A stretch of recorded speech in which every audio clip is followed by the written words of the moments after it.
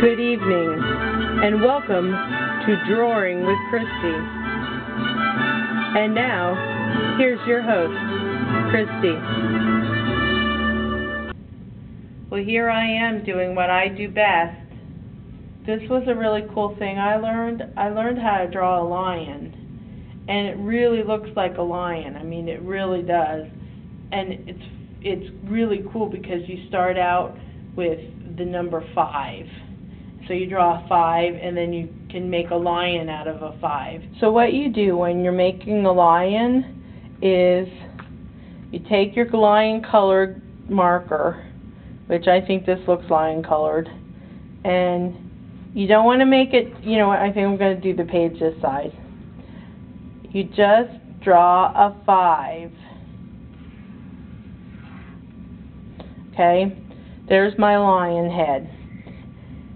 And that's his nose, and you're probably going, hey, why did you think that's his nose? But that's just what it is. That's where his nose goes. So then you take your 5 and you go straight up like that,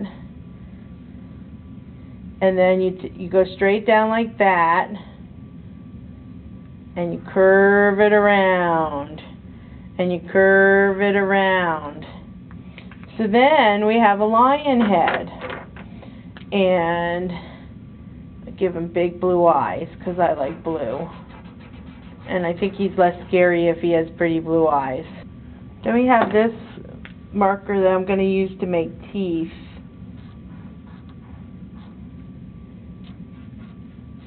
And you make teeth inside the 5. Okay? Take your darker marker, that rhymes, and then color around for the mane, and because like his mane's darker than his head, okay.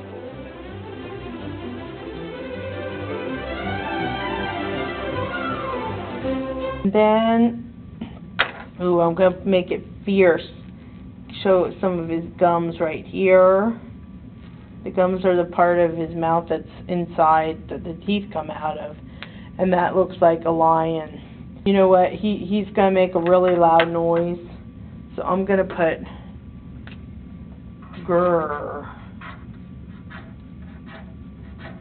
Because that's what lions say when they're like making a loud noise. They say grrr. I mean, when you write grrr, it makes it look really scary. And like, look how his teeth was. Look how his teeth are really scary too. And like if I came across this lion, I would run really fast. One of the hardest things in art for people to do is draw trees. And I don't know why they think it's so hard, because this is how you do it. Like, take a green marker and then just draw.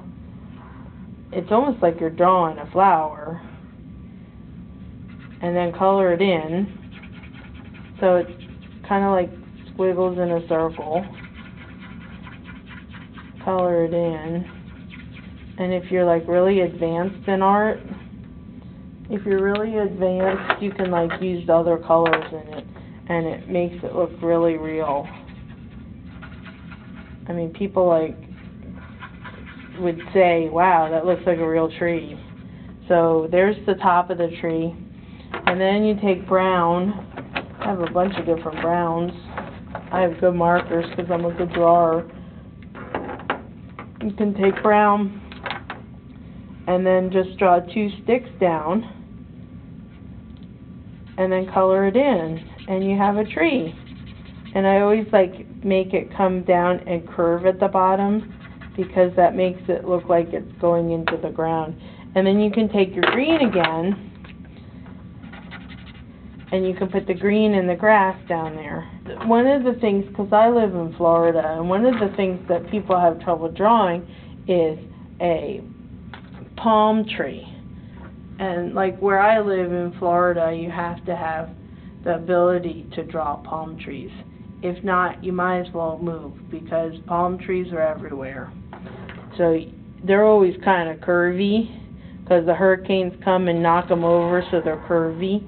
So you make a curvy set of lines right there. So you color that in.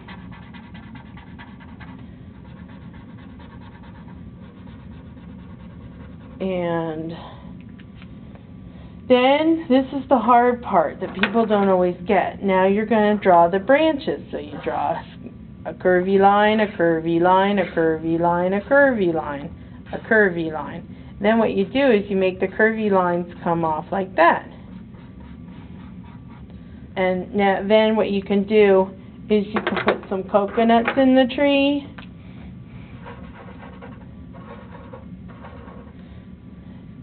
You can put like sand on the ground. That's kind of dark sand, but like that's just what color I picked. But that looks just like a tree.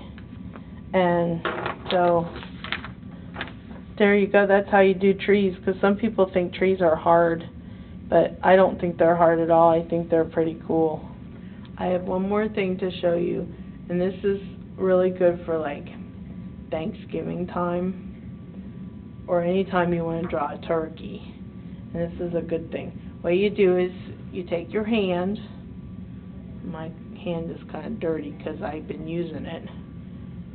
And you take a marker, whatever color you want your turkey to be, and mine's going to be kind of brown. And put your hand down on the paper, and then you trace around your hand. Trace around every finger. Don't move it. And then you just connect the bottom like that. And you might say, well, that doesn't look like a turkey. But if you take your markers and you can color the feathers different colors.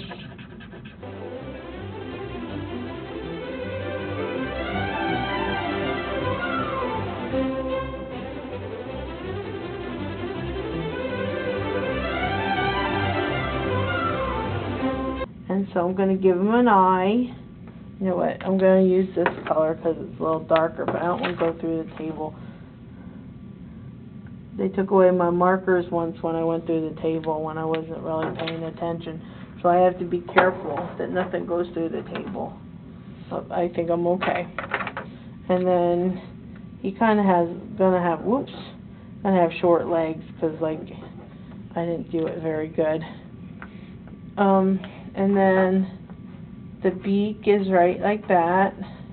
And then turkeys have this weird thing. They're called wattles. I don't know why they're called wattles, but it goes like that. So you can just put a squiggly there. And you have a turkey for Thanksgiving or for any time you want a turkey. And I always like to write words on my things too. And so I'm going to write gobble,